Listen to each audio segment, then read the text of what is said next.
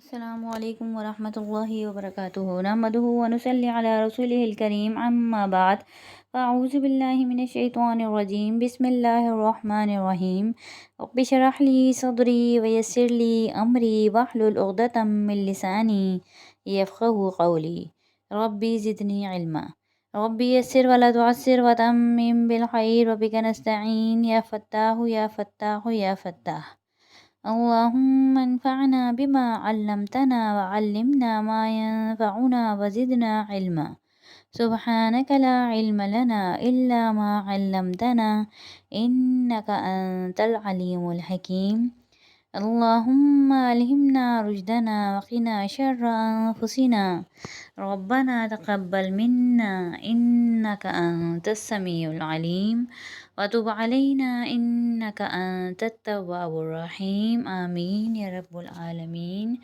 آج ہماری اگلی تختی ہے را کے قواعد کی۔ پچھلی تختی میں ہم نے را کے کچھ قواعد کیے تھے، اس تختی میں ہم را کے باقی کے قواعد کریں گے۔ شروع کرتے ہیں۔ را کا اگلا قاعدہ ہے کہ اگر را ساکن ہو اور اس سے پہلے زیر عارضی ہو تو اس را کو موٹا پڑھیں گے، جیسے ارجعی، ارجعو اور ارجی۔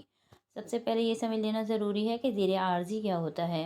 اگر کسی کلمے میں، کسی جملے میں، کسی لفظ میں را ساکن ہے اور اس سے پہلے حمزہ ہے جس کے اوپر کوئی حرکت نہیں ہے، تو عربی کے قاعدے کے مطابق اس را کو پڑھنے کے لیے لازم ہے ہمیں کوئی نہ کوئی حرکت تو چاہیے ہوگی اس را کو پڑھنے کے لیے، جبکہ را بھی ساکن ہے اور حمزہ بھی خالی، تو اس را کو پڑھنے کے لیے ہم حمزہ کے نیچے زیر لگائیں گے۔ اس زیر کو زیر عارضی کہتے ہیں، یعنی عارضی طور پر جو زیر لگائی جائے، اس طرح سے زیر لگے گی، اس کے بعد جو را آئے گا اس را کو ہم موٹا پڑھیں گے۔ جبکہ قاعدے کے مطابق ہم پچھلی تختیوں میں پڑھ چکے ہیں کہ را اگر ساکن ہے اور اس کے پہلے زیر ہے تو اس را کو ہم باریک پڑھیں گے، لیکن جہاں زیر عارضی ہوگا تو اس را کو موٹا پڑھے جائے گا، موٹا پڑھیں گے۔ جیسے اب یہ پہچان کیسے ہو ہمیں، جیسے الذین میں بھی پڑھتے ہیں، الذین کا حمزہ خالی ہوتا ہے تو عربی کے قاعدے کے مطابق ہم اس کے اوپر زبر لگا دیتے ہیں۔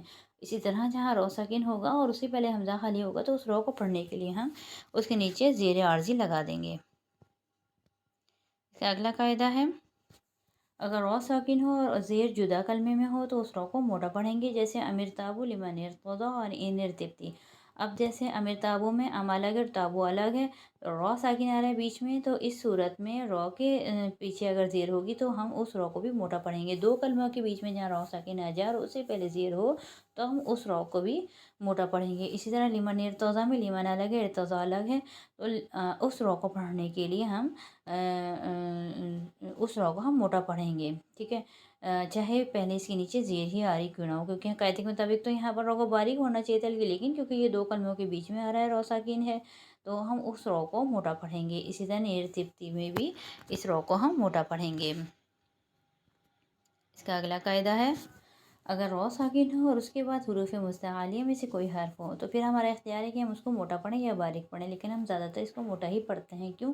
کیونکہ اگلا لفظ موٹا آ رہا ہوتا ہے، را کے بعد مستعلیہ موٹے حروف ہیں تو کوئی بھی مستعلیہ حرف آئے گا تو موٹے ہی ہوں گے، تو اسی لیے ہم را کو بھی موٹا ہی پڑھ لیتے ہیں۔ کیونکہ زیادہ تر ایسا ہی ہوتا ہے کہ اگلا لفظ اگر باریک ہوتا ہے تو پھر ہم پچھلا لفظ ہی اس کے ساتھ باریک ملا کر پڑھ ہی دیتے ہیں، اس لیے ہم یہاں پر یہی فرض کرتے ہیں کہ ہم را ساکن کے بعد اگر حروف مستعلیہ تو اس کو موٹا ہی پڑھیں گے، جیسے فی قرطاس فرقات مرصاد۔ جیسے ہم فی قرطاسن نہیں پڑھیں گے، ہم فی قرطاس فرقہ مرصادا۔ امید ہے آج کا سبق آپ لوگوں کی سمجھ میں آ گیا ہوگا۔ اللہ تعالیٰ سے دعا ہے کہ اللہ تعالیٰ ہمیں قرآن پڑھنے، سمجھنے اور اس پر عمل کرنے کی توفیق عطا فرمائے۔ وآخر الدعوانا عن الحمد للہ رب العالمین۔